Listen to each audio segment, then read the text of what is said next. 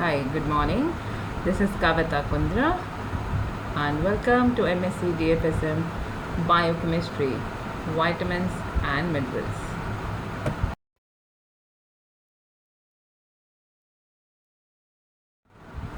Vitamins are organic compounds required in very small quantity for variety of biochemical functions and which generally cannot be synthesized in body, therefore must be supplied in diet.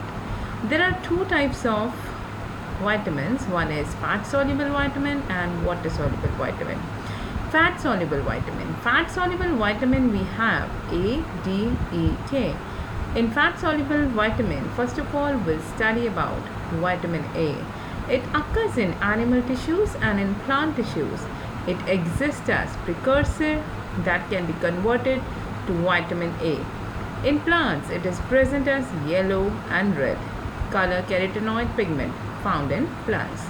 Carotenoids or carotenes and cryptoxanthine known as provitamin A. Active form of vitamin A are retinol having an alcoholic group, retinol having aldehyde group, retinoic acid having carboxylic group. Vitamin A is stored as retinol palmitate. This ester is stored in liver as lipoglycoprotein, that is fat soluble vitamin plus carbohydrate plus protein. The complex is hydrolyzed and retinol is bound to protein called retinol binding protein and secreted in plasma. Retinoic acid is transported in plasma bound to albumin. Once inside the cell, retinol is bound by another protein called cellular retinol binding protein CRBP.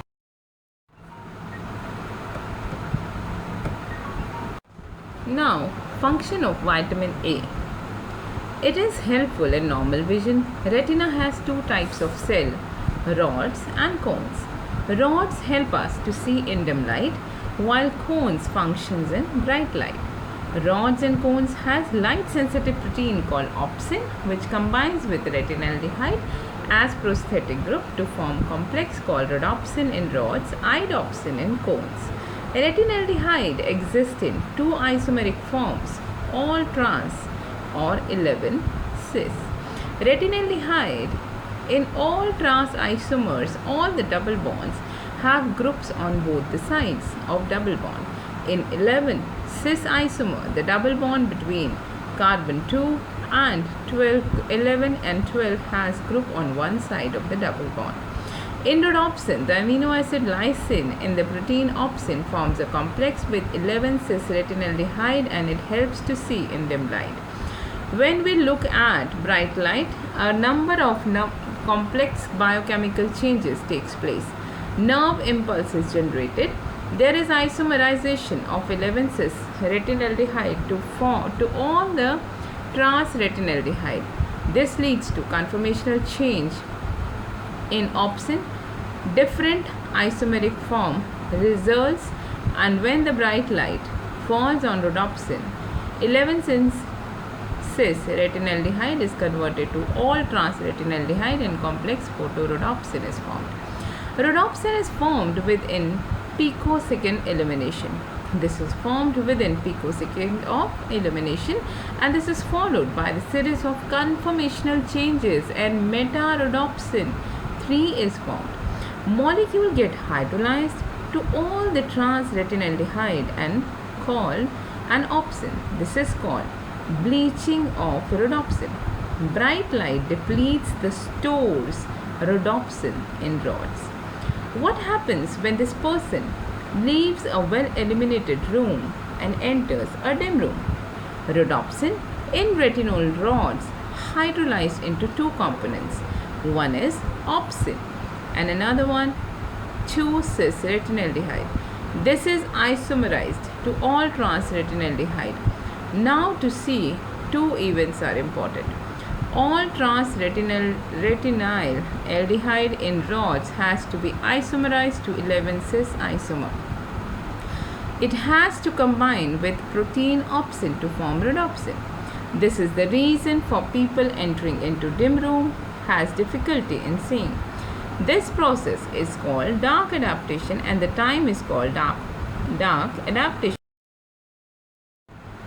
Light activation of rhodopsin. You can see the cycle. Here is the cycle. You can see in the books as well. Rhodopsins get converted into betho, lumi, meto, meta 1, meta 2 and then opsin. Now rhodopsin to be reformed, all trans-retinaldehyde is first converted to all the trans-retinol, that is isomerized to 11-cis retinol. This is then converted to 11-cis aldehyde which combined with opsin. This is the loss of vitamin A in photochemical reactions involving rhodopsin. If blood is not supplied with vitamin A, the time required for rhodopsin synthesis is lengthened or total synthesis may not reach optimum quantities. Dark adaptation time is subnormal. When the condition becomes chronic, it will lead to night blindness. The process starts from rhodopsin and the cycle is called visual or rhodopsin cycle. Vitamin A. Vitamin A take part in control of cell differentiation and turnover. All the trans-retinoic acid and 9-cis-retinoic acid regulate growth, development and tissue differentiation. The retinoic acid act like steroid hormone. It binds to the nuclear receptor that binds to T-specific region of DNA called response elements. This then causes expression of genes and that is synthesis of mRNA. Retinoic acid participate in glycoprotein synthesis. Retinoyl phosphate function as carrier of oligosaccharides across the cell membrane. This oligosaccharide is used for the synthesis of glycoprotein, which is necessary for normal growth and also for mucus secretions. Mucus. So what is mucus? Mucus is a lubricant coating the epithelial cell, that means outer layer of the skin. It contains mucin. So whenever there is a vitamin A deficiency, there is reduction in mucus secretion and keratinization or breaks, cracks occurs of epithelial tissue of eyes, lungs, GIT, genito, urinary tract, fissures or cracks develop in epithelial tissues and it makes them more susceptible to bacteria invasion and can lead to entry of the microorganisms causing various infections. If vitamin A status is balanced in the body, it prevents illness, hence vitamin A is called anti-infective vitamin. Synthesis of retinol binding protein is also reduced in infections. This further impairment of immune responses. Retinoic acid is required for the synthesis of protein transferrin, which is needed for transporting iron in the blood. This is the reason why vitamin A deficiency can lead to anemia. Both retinoids and carotenoids have anti-cancer. Here is the visual cycle. Cis-retinal get converted into rhodopsin, rhodopsin gets converted into trans-retinal, trans-retinal gets converted into trans-retinol and then trans-retinyl ester, cis-retinol and cis-retinal. So this is a visual cycle. So it is opoopsin gets converted into rhodopsin, rhodopsin gets converted into meta 2 and then again back to opoopsin. This cycle keeps continuing. And meta 2 also gets into transducin phase and converted into PDE. GMP gets continuously converting to GMP.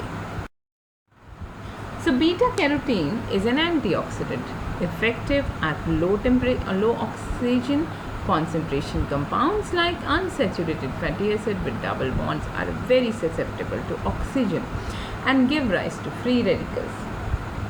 Vitamin D. There are two forms of vitamin D2 and D3. D2 is calciferol, D3 is cholecalciferol. They are a steroid structure, contains cyclopentopyrhydrophenanthrene ring. Vitamin D2 and vitamin D3 are formed by irradiation of plant sterol, ergosterol, animal sterol, and 7-dehydrocholesterol. In liver, cholecalciferol that has been synthesized in the skin or derived from food is hydroxylated to form 25-hydroxy derivative called calcidiol.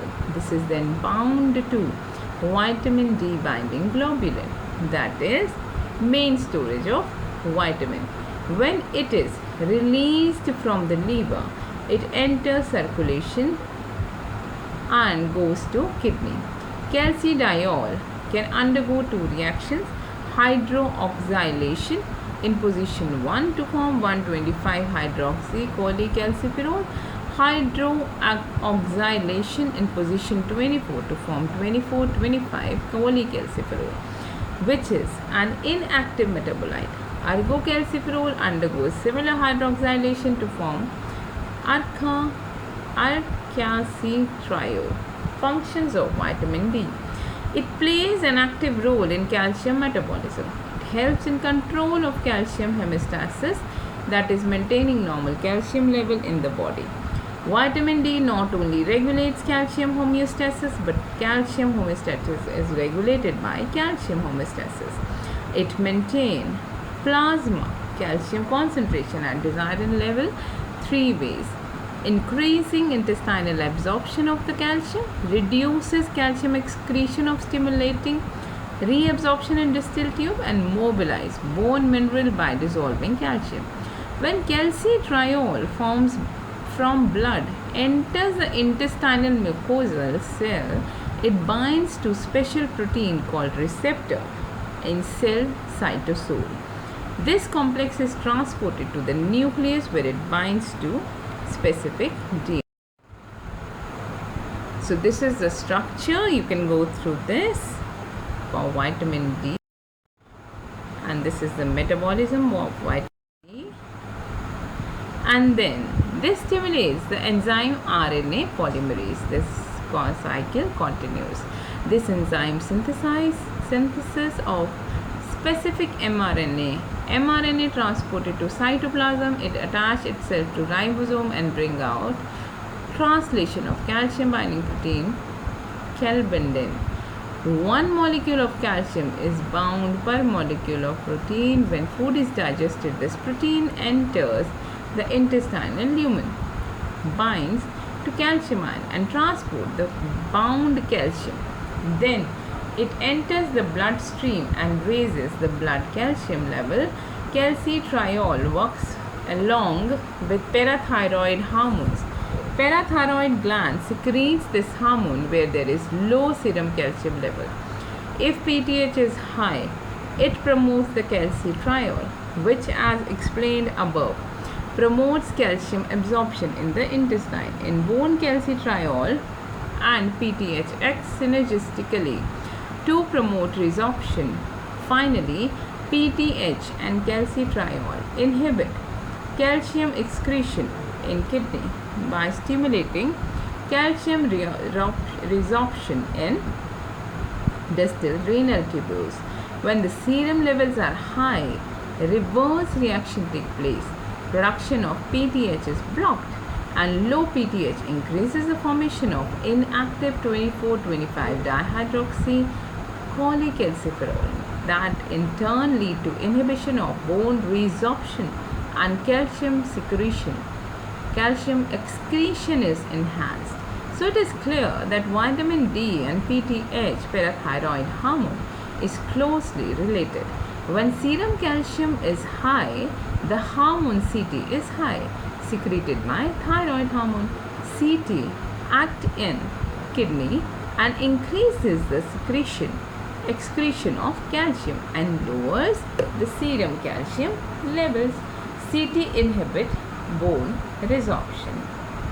Thank you so much, and I hope you enjoyed vitamin A and vitamin D. There is so much of information you got, and I hope You now know why vitamin D, calcium, parathyroid hormone, and vitamin A is very important for the body. So keep consuming them, go to sunlight, do physical activity as well, and I hope you like it. It is easy, and please share it with the students who need it. Stay safe, stay protected, and if you are not vaccinated, go and get vaccinated. Bye bye. Take care.